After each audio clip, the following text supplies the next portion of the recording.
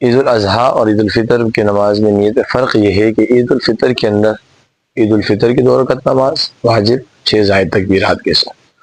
اور عید الاضحیٰ کے اندر 2 رکعت نماز واجب عید الاضحیٰ 6 زائد تکبیرات کے ساتھ، حاضر پیچھے امام کے۔ اللہ اکبر کرنے کے بعد ہاتھ ہم اور امام سب باندھ لیں گے۔ جب ہاتھ باندھیں گے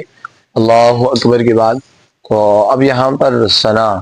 جو عام نماز میں پڑھی جاتی ہے، سبحانک اللہم و بحمدک و تبارک اسمک و تعالی جدک و لا الہ غیرک، اب یہاں تک ہم نے پڑھ لیا۔ اب امام صاحب 3 تکبیرات کہیں گے جو زائد تکبیرات میں سے ہیں، تو اب 2 تکبیروں پر تو ہم نے ہاتھ اٹھا کر مکمل چھوڑ دینے ہیں، اور تیسری تکبیر جو ہی امام صاحب کہیں گے تو ہاتھ ہم نے کانوں تک ہی اٹھانے ہیں، مگر تیسری دفعہ پہ ہاتھ باندھ لینے ہیں۔ جیسے پہلی تکبیر اللہ اکبر، اللہ اکبر، اللہ اکبر۔ اب تیسری تکبیر پہ ہاتھ باندھنے کے بعد امام صاحب اعوذ باللہ بسم اللہ الرحمن الرحیم مکمل الحمد سورۃ الفاتحہ جسے کہا جاتا ہے الحمدللہ رب العالمین مکمل پڑھیں گے۔ اس کے بعد امام صاحب کوئی بھی سورت پڑھیں گے۔ سورت پڑھنے کے بعد پھر ہم رکوع میں جائیں گے،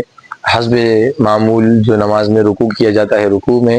سبحان ربی العظیم وہ پڑھ لی۔ اس کے بعد پھر سمیع اللہ لمن حمدہ قوما جسے کہا جاتا ہے ربنا لک الحمد، پھر جائیں گے سجدے میں، تو پہلا سجدہ، پھر اٹھ کے بیٹھنا، پھر دوسرا سجدہ، اور پھر جب سیدھے دوسری رکعت کے لیے کھڑے ہو جائیں گے، تو اب دوسری رکعت جب کھڑے ہو گے تو سیدھے کھڑے ہو کر ہم نے ہاتھ باندھ لینے ہیں، اور امام صاحب جو ہے وہ الحمد شریف شروع کر دیں گے۔ مکمل پڑھنے کے بعد کوئی بھی سورت امام صاحب پڑھیں گے۔ اب دوسری رکعت میں رکوع میں جانے سے پہلے جو ہے ہم نے تکبیرات زائد کہنی ہے امام صاحب کے ساتھ۔ تو اس کا طریقہ کار کیا ہے؟ طریقہ یہ ہے کہ ہم نے یہاں پر بھی 3 تکبیرات زائد کہنی ہے،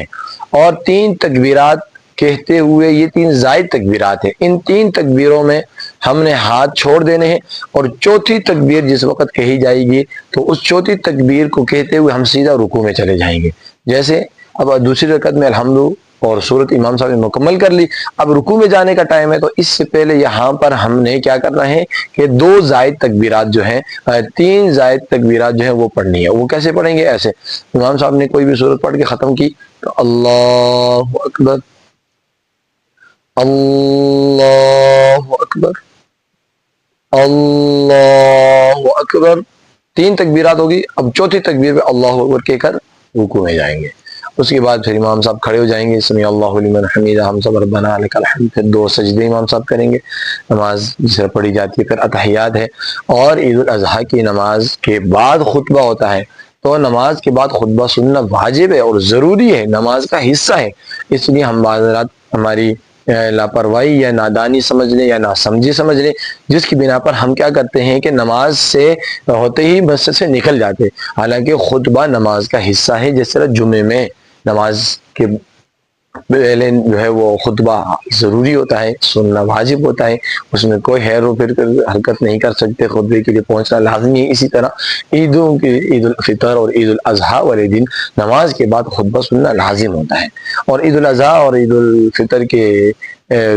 دن معمولات، عید الاضحیٰ اور عید الفطر کے دن کوئی خاص فرق نہیں ہے، بس عید الفطر میں نماز سے پہلے کچھ کھانا مسنون ہے، مستحب ہے، اور عید الاضحیٰ میں کچھ نہ کھایا جائے یہاں تک کہ قربانی کا گوشت ہی تناول فرما لیا۔ اگر کسی نے کچھ کھا لیا تو اس میں کوئی قباحت، کوئی بری بات نہیں ہے، اور تکبیرات تشریق جو ہے وہ اس دن ویسے بھی ہمیں مستحب عمل یہی ہے کہ 10 ذی الحجہ، آج چونکہ چوتھی 4 ذی الحجہ ہے، تو ہمیں معمول کے مطابق جو ہے وہ روزانہ کی بنیاد پہ اللہ اکبر لا الہ الا اللہ واللہ اکبر اللہ اکبر وللہ